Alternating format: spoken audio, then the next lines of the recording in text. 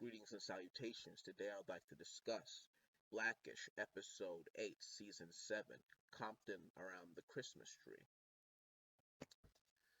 This week we have Dre fighting, battling with what his connection should be to Compton, because at 40 plus, he hasn't really been there or lived there in decades. So is he really as connected to it as he thinks he is? That's what we're trying to figure out in this episode. From Compton is one of the things that people know about me first. That's because you never give us a chance to forget. Then to Compton. Here in Compton, from Compton, outside of Compton. They see me as just a kid from Compton. Guess who went to Compton and got some barbecue? You bring up being from Compton more than I bring up being a doctor. As these opening scenes suggest, the family is basically calling out Dre's overcompensating of Compton as a symptom of him really not feeling comfortable with that place. So he just, basically just keeps talking about it, keeps saying he's from there, but in reality, he's disconnected. But at the same time, it's what made him who he is, and he wants to kind of pass that onto his kids in a way, but he just doesn't necessarily have the tools to do that because he's not around that area anymore. But with all the doubt from his family, Dre starts to have a bit of a personal crisis, and whenever he has these crises, there's always one group of people he always loves to confide in. Compton. I left you there and ran home. I didn't grow up in a Mad Max movie. Whoa! I don't want any trouble, okay? So I'm just gonna give you, for no reason at all the money in my wallet. Really, Connor? Now, you can't blame us. The place does have a reputation. Honestly, these microaggressions have to be some of my most favorite things about this show. Just so hilarious and so subtle. 10 out of 10. All that matters is that my family recognizes I go hard for Compton. And if they forgot, it's time that I remind them who their daddy is. Now, is that because they're not sure or he's not sure? Not sure. I think he's not sure. I mean, to be honest, there are a lot of kids in.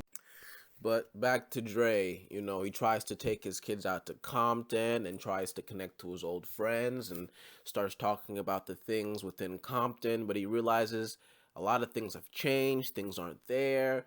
He doesn't really remember things the way they used to be or really are. He's just, just kind of proving the fact that he really is disconnected.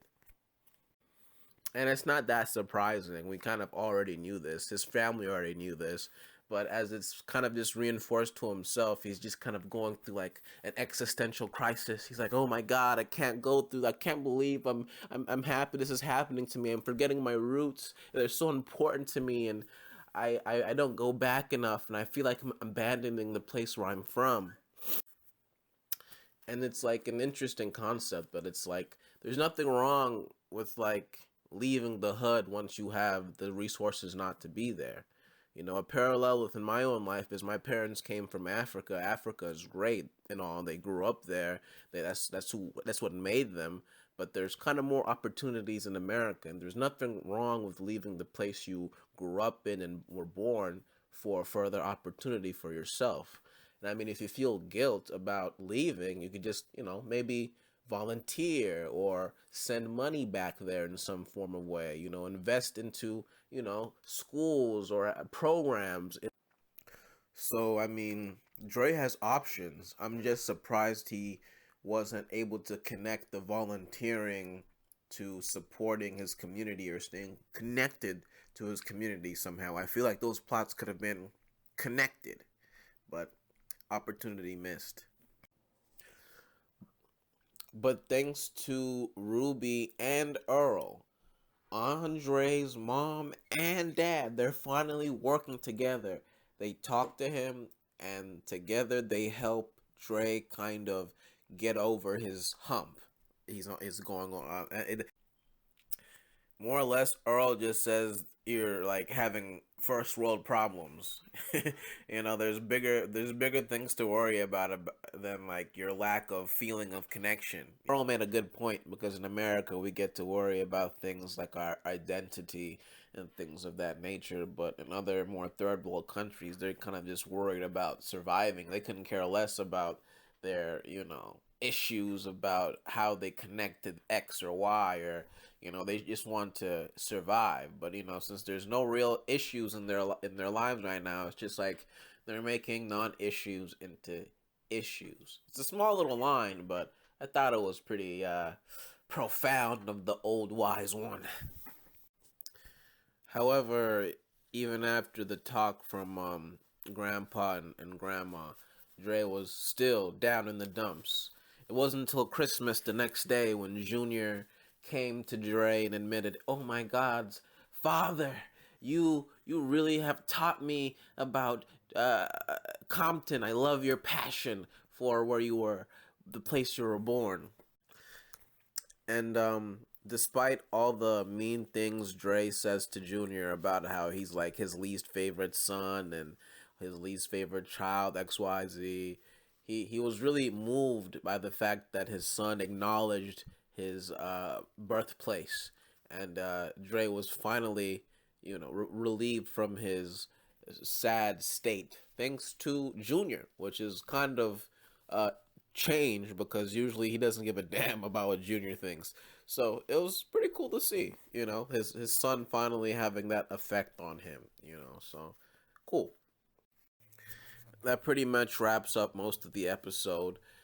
Plot B was supposed to be about Bo teaching the twins about the greatness of volunteering, but it really was just a showcase of how, I don't know, like people are in upper middle class societies don't necessarily always volunteer for the right purposes, and there's maybe ego involved in that type of scenario. It was a interesting perspective because I thought it was gonna be a little bit more about Diane and Jack, but it was kind of more focused on Bo's negative personality traits, which is pretty.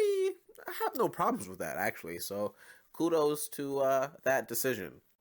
Putting the star on the bench with that assignment, don't you think? Isn't volunteering about selflessness? It is. It is, but I'm a doctor, so these hands are for holding lives, not roots. Potatoes aren't roots. I went to med school, so I can actually say what potatoes are, but come on, I'm here. I think one of my favorite Christmas gifts of the episodes is what Diane got. Uh, Definitely sticking true to her character. I like this quite a bit. Good stuff, good stuff. And I would also like to address the last 60 seconds of the episode. It was very interesting. We had a different world reference from Diane talking about their sister who is no longer on the show because she's on a different program. I like that. And then we have Jack saying, How'd Zoe get out of setting up for Christmas dinner? Man, sometimes it feels like she's living in a different world. a holiday special, as a pun, as the show is like a holiday special. We're gonna need more chairs. Feels like its own holiday, Special. And then after like the entire season, where has been Devontae or the dog? But they finally mentioned the dog and Devontae. Like, oh my God, where have all these characters been at for the last 2 months? Baby, get right. Leave Devontae alone. That dog. Yeah. Gotta get rid of him. But hey, maybe now the characters might be in the episodes from now on. Maybe Devontae might exist again. Who knows? Maybe the dog might show up. Who knows? These were characters that were added in the past but were kind of forgotten about. But overall, good episode, and I like the Easter eggs at the end of the last 60 seconds. So yeah, good episode overall. And if you made it this far, maybe like, maybe subscribe, and let me know what you thought about the episode of Blackish this week? Did you like the identity angle they took with Dre? Did you like the volunteering that was going on in Plot B? Let me know your opinions down below. And I will see you next week on the next Blackish review.